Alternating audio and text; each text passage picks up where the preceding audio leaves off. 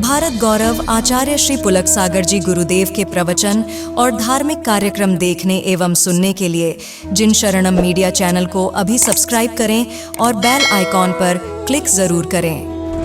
सद्भाव पे दृष्टि रखो, आभाव पे नहीं।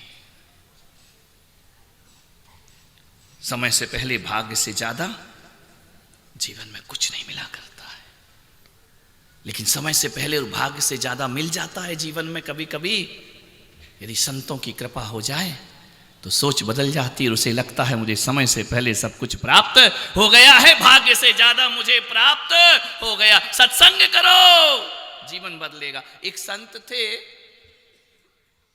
उनकी कुटीर के बाहर एक पेड़ लगा था, झाड़ लगा था, वृक्ष लगा था।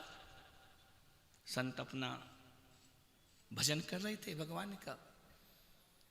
दो गरम गरम बूंदे संत के सिर पर पड़ी। संत ने देखा कौन है। क्या देखते हैं कि एक कौआ बैठा, आंसू बहा रहा है। संत ने पूछा, कौए तुझे किस बात का दुख है? कौए ने कहा कि संत जी तुम मेरा जीवन बदल सकते हो। संत ने कहा बदल सकता हूं, मैं सबका जीवन बदल सकता हूं। तुझे प्रॉब्लम क्या है, समस्या क्या है तेरी? संत जी मेरी सबसे बड़ी समस्या ये है, ये मेरा जो काला रंग है ना, बहुत बुरा लगता है मुझे। कुछ नहीं मिलता मुझे खाने पीने को, जूठा जूठन खाता हूं। और कभी कभी वैदिक परंपरा हो तो श्राद्ध पक्ष में कुछ मिल जाता है। किसी घर में जाके बैठ जाऊं तो लोग उड़ा देते हैं, काऊ काऊ करो तो कहते हैं मेहमान बुला रहा, भाग यहां से। मेरी कोई इज्जत नहीं इस संसार में, मुझे कोई पिंजड़े में नहीं रखता, मुझे कोई अच्छे से भोजन नहीं कराता। संत जी ये मेरा काला रंग हटा दो, इससे मैं बहुत दुखी हूं। संत ने कहा क्या चाहिए तुझे? बोले मुझे हंस की तरह गोरा बना दो। संत ने कहा चल हंस के पास चलते हैं। हंस के पास पहुंचे। संत ने कहा ओ हंसराज, कितने सुंदर हो तुम, दूध जैसा तुम्हारा रंग है। जब पानी में पैडल मारते हो जिंदगी का आनंद मिला करता है। संत ने कहा बहुत खुश होगे तुम। हंस ने कहा किसने कहा कि मैं खुश हूं? दिमाग खराब है आपका, मैं बहुत दुखी हूं। अरे कौआ दुखी था काले रंग से, हंस दुखी था सफेद रंग से। बोले क्या रंग दिया है तुमने मुझे? सफेद सफेद, ये त्याग का, तपस्या का, साध्वियों जैसा रंग दे दिया। ये रंग हटाओ मेरा, मैं इस रंग से बहुत दुखी हूं। संत ने कौए की तरफ देखा, क्यों रे तू काले से दुखी है और ये गोरे से दुखी है? तो हंस ने कहा एक काम करो संत जी, कौए को तो छोड़ो, उसको गोली मारो, मेरी समस्या का हल करो। बोले क्या? बोले सफेद रंग बूढ़ों जैसा मुझे अच्छा नहीं लगता है, एक काम करो। बोले क्या? मुझे तोता बना दो। क्या हरा रंग, क्या लाल सुर्ख उसकी चोंच है, कैसा मनुष्य जैसा बोला करता है, कैसा मीठा बोलता है, राम राम बोलता है। वह पक्षियों की भाषा भी बोलता है और मनुष्यों की भाषा भी बोलता है। संत ने कहा चल मेरे साथ। कौआ हंस दोनों मणिलाल कहां पहुंच गए? तोते के पास। हंस ने कहा भाई तोते, क्या मीठे मीठे फल खाते हो? आदमी पिंजड़े में रख ले तो रोज नहलाता है, धुलाता है, तुझे खिलाता है, तुझसे बातें कर रहा, कैसे भगवान का नाम लेता है तू? क्या जिंदगी तेरी, क्या ऐसे तेरे? तोते ने कहा किसने बोला मैं दुखी हूं? अरे बोले तोता भी दुखी है, किस बात का दुख है तुझे? ये मेरा हरा रंग, ये मुझे बहुत परेशान करता है, ये मेरा हरा रंग मुझे दुखी करता है। बोले क्यों? अरे देखो ना, किसी पेड़ पे बैठ जाऊं तो मैं तो पत्तों में मर्ज हो जाता हूं, मिक्स हो जाता हूं, पता ही नहीं चलता मैं बैठा हूं या नहीं ही बैठा हूं, ये हरा रंग मुझे बहुत कष्ट देता है, ये हरा रंग, किशमिश का स्वाद भी मुझे बेकार लगता है।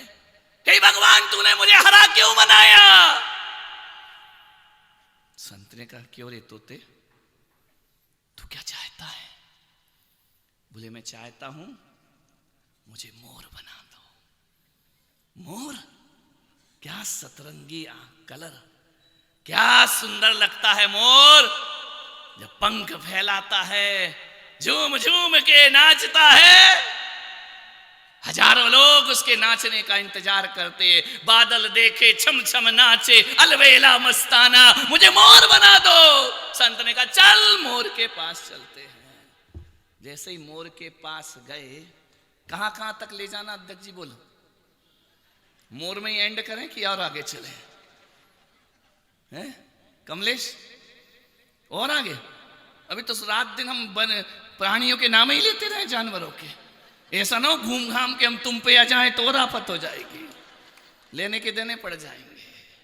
बोले, मुझे मोर बनाओ। संत ने कहा, चलो तीनों मोर के पास। जैसे ही मोर के पास पहुंचे, क्या सौंदर्य पाया मोर तुमने। भारत के राष्ट्रीय पक्षी हैं आप, तरसते हैं लोग तेरे पंखों से। जैन मुनि पिच्छी बनाते हैं, तेरे पंख को नारायण कृष्ण अपने मोर मुकुट धारण करते हैं। क्या गजब रूप पाया मोर तुमने, कितने आनंद में तुम जी रहे हो। मोर ने कहा, किसने कहा मैं आनंद में हूं? बोले, क्या? बोले, ये सुंदर पंख मेरी सबसे बड़ी समस्या है। बोले, क्या समस्या है? बोले, इतने बड़े बड़े पंख दिए, मैं बाज की तरह आकाश में उड़ नहीं सकता हूं, थोड़ा उड़ता हूं, बैठना पड़ता है, इतने भारी पंख। संत जी, ये पंख मेरी बहुत बड़े दुश्मन हैं, मैं बहुत दुखी हूं, हर कोई मुझे मारता है, मेरे पंख नोचता है। तो संत ने कहा, क्या करना है तुझे? बोले, ऐसे पंखों से तो अच्छा मुझे कौवा बना दो, मेरा जीवन आनंद में बीत जाएगा। ध्यान रखना। मोर ने कहा, कौवे।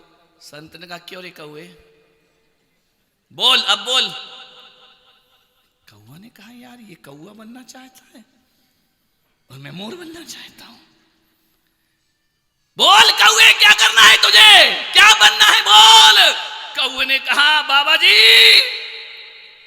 आ गई बात समझ में, मैं जैसा हूं वैसा ही अच्छा हूं, मेरी जिंदगी बहुत आराम में कट रही है, मुझे कुछ नहीं बनना है, मैं राजी हूं उसी में जो तूने मुझे बनाया है। संत ने कहा, पागल देख, तेरे जैसा दुनिया में कोई और नहीं है, तू दुनिया में यूनिक पैदा हुआ है, ध्यान रखना। तेरे जैसा सुखी कोई नहीं हो सकता है, एक बार अपनी सोच बदल ले, देख कोई भी इंसान।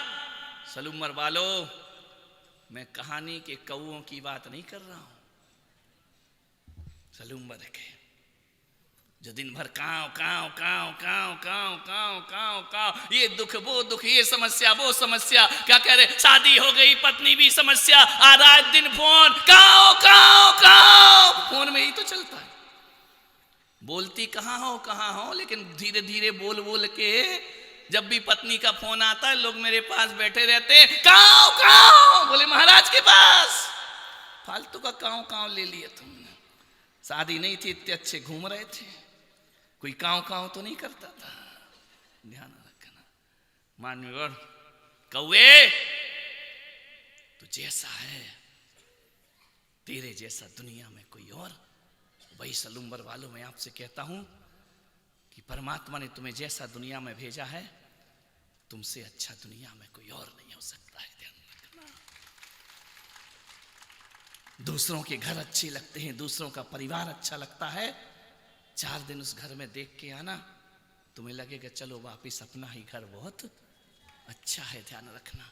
कहीं विचार करना है, जो टूर पे जाते हैं घूमने, ये झांझरी परिवार, मीना जी बैठी आए दिन विदेश घूमती रहती हैं, कहीं अमेरिका, कहीं जापान, कहीं यहाँ, कहीं बैंकॉक, कहीं हांगकांग घूमती, साउथ अफ्रीका घूम रही है।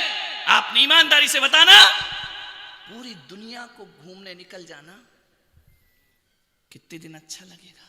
एक दिन, 2 दिन, महीने भर, उसके बाद क्या कहोगी? घर वापस चलो। ध्यान रखना, सुख कहाँ है? अपने घर से ज्यादा सुख दुनिया में कहीं नहीं हुआ करता है। ध्यान रखना। आप कहोगे महाराज फिर तुम भी घर लौट जाओ। हम इसलिए नहीं लौटेंगे कि हम हर परिस्थिति में राजी हैं। ध्यान रखना, हम दुखी ही नहीं, हम शिकायत ही नहीं करते कि डूंगरपुर अच्छा था या सलूमर अच्छा नहीं है या सावला खराब है। हम तो जहां जाएं, डूंगरपुर के आए, बोले हमें याद आएगी हमारी? मैंने कहा बिल्कुल नहीं आएगी। बोले क्यों? मैंने कहा हम जहां जाते हैं वहीं के हो जाते हैं, हम उसी को दिल दे बैठते। ध्यान रखना, हमको काय की याद आए? यहां से दूसरे गांव जाएंगे, वहां भी वही ढोल बजेगा, वही बैंड बजेगा, वही स्वागत होगा, वही फूल बरसेंगे। जहां हमें तो लगता ही नहीं है कि मैं डूंगरपुर में हूं कि सलूम्बर में हूं कि सावला जा, कुछ नहीं लगता। जहां रहो उसी में आनंद है। ध्यान रखना, धरती बिछाना, आकाश ओढ़ना, ये दिगंबर संत का जीवन है। और अंजलि भर लेना, वो दरिया भर लौटा देना, ये संत का जीवन। हमें काहे की फिक्र? जहां जाओ वही धर्मशाला। अपना एड्रेस क्या है? क्या एड्रेस? एक आया आदमी मेरे पास, बोले संत जी आप बहुत अच्छा बोलते हैं, आपका एड्रेस क्या है? मैंने कहा पागल, जब मेरे पास ड्रेस नहीं है तो एड्रेस कहां से आएगा? ना मेरे पास ड्रेस है ना मेरे पास, मैं तो बेपते का आदमी हूं। ध्यान रखना, मेरा कोई एड्रेस नहीं है, मैं बेपते का आदमी हूं। लेकिन सलूम्बर वालों इतने याद रखना, आदमी बेपते का हूं, बात पते की कहता हूं। ध्यान रखना, मेरा कोई पता नहीं, लेकिन जो भी बातें कहूंगा बड़े पते की बात कहूंगा। ध्यान, मानने में आनंद में रहते हैं।